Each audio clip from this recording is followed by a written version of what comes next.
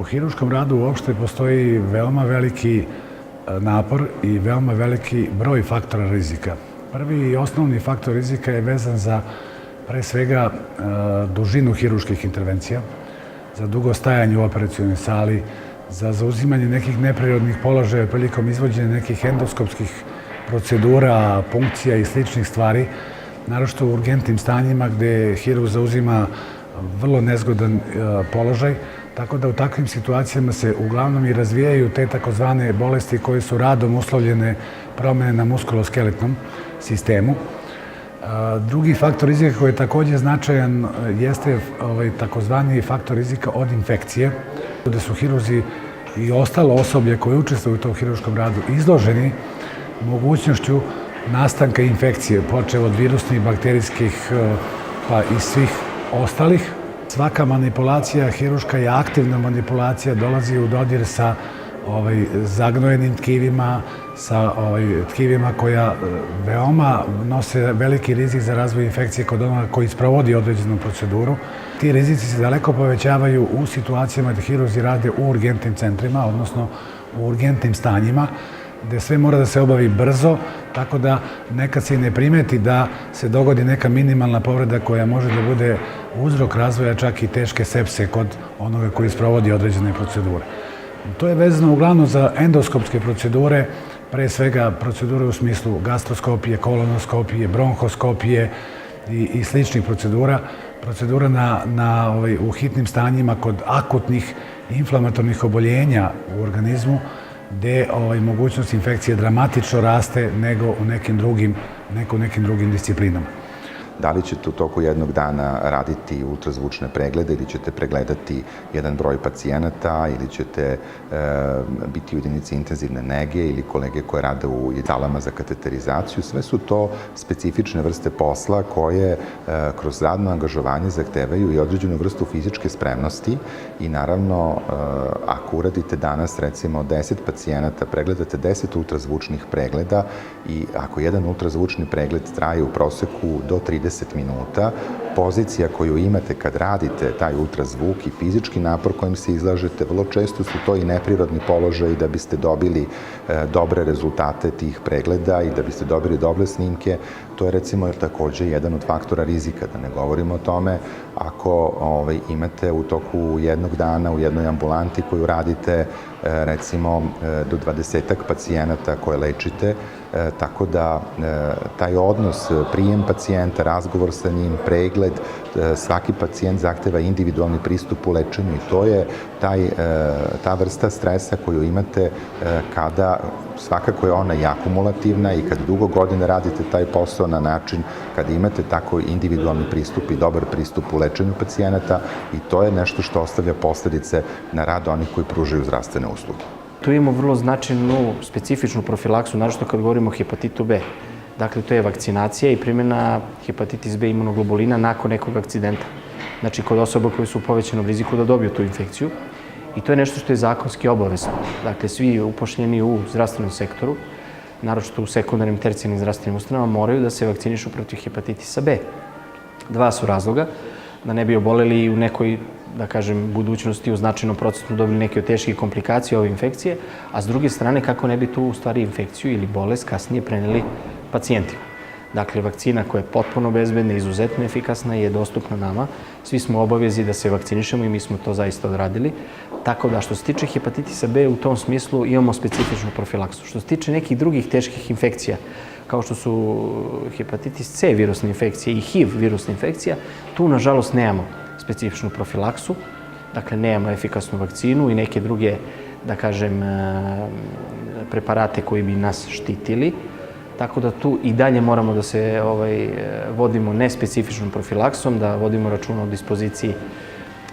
otpadnih materija tih bolesnika, da ljudi koji rade, odnosno profesionalci sa njima, budu jako oprezni,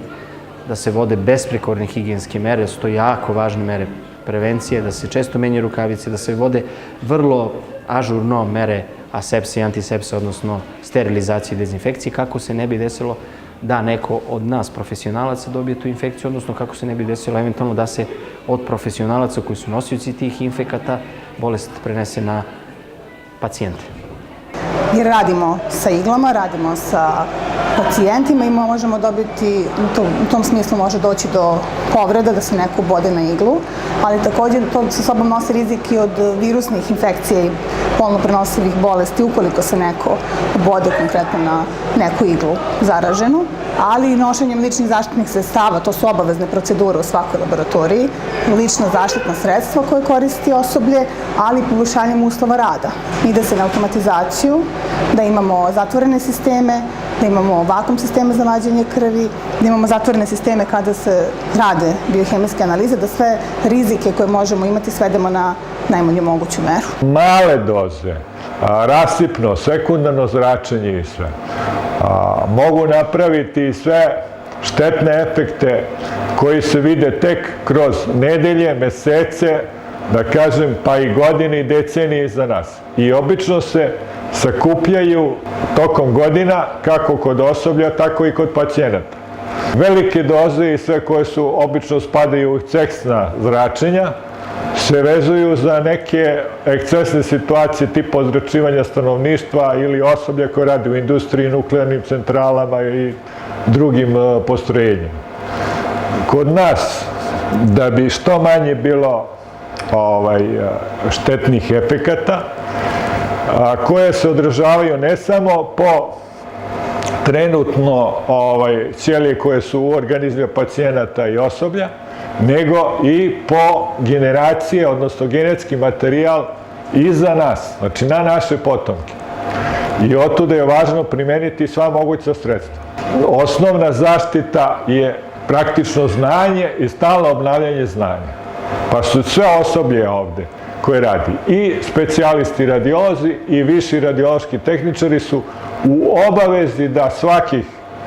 5 godina idu, pored svojih stečenih normalnih znanja kroz školovanje, na obnavljanje i licenciranje stalno iznova novih znanja i propisa koji su vezani za zaštitu od ionizujućeg zračenja, a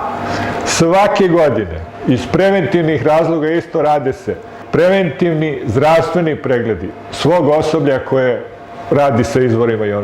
ionizujućeg zračenja. U saobraćaju vi ste već u nekoj rizičnoj situaciji. Naši vozači jesu profesionalci, ali odgovaraju u tom trenutku i za vozilo i učesnici su u saobraćaju, s tim što je njemu dodatno opterećenje, što ima odgovornost prema celoj ekipi, prema meni kao doktoru, sestri tehničaru, kao članovima ekipe i plus kada vozimo pozadi pacijenta, kad imamo pratnju u kolima, znači povećava se broj ljudi za koje je on odgovoran. Kada ste u gužvi, sam teren je takav kakav jeste, ne biramo mi prostor u kom se nalazimo, već od date situacije zavisi. Uglavnom, neko nepisano pravilo je kada dođemo na takav teren da to bude neki uzani prostor, da bukvalno jedni drugima na glavu se penjemo, da nekako napravimo prostor da možemo što bolje da priđemo pacijentu i da radimo, i čim treba da se donese neki drugi aparat, već je komplikovano da se sve to organizuje, da sve bude stabilno postavljeno, da sve funkcioniše, da radi kako treba, i mala nepažnja može da dovede i u tom slučaju do povređivanja i do ozbiljnih povređivanja. Prilike negde oko 25 zaposlenih imaju oslobođenje od komisije ili od specijaliste medicine rada da ne rade više na terenu ili u noćne smeni. Niko od njih nema status da je stekao profesionalno oboljenje, jer se smatra da pravilnik koji je trenutno važeći nije dobar, ali nama je veliki problem što su to recimo dijabet, što je to hronična opstruktivna bolest pluća, što su to hipertenzije. Nekoliko vozača nam je oslobođeno rada zato što su doživjeli infarkt, i to, verujte, u toku rada, znači nisu uopšte obratili pažnju na tegobe dok se to nije desilo,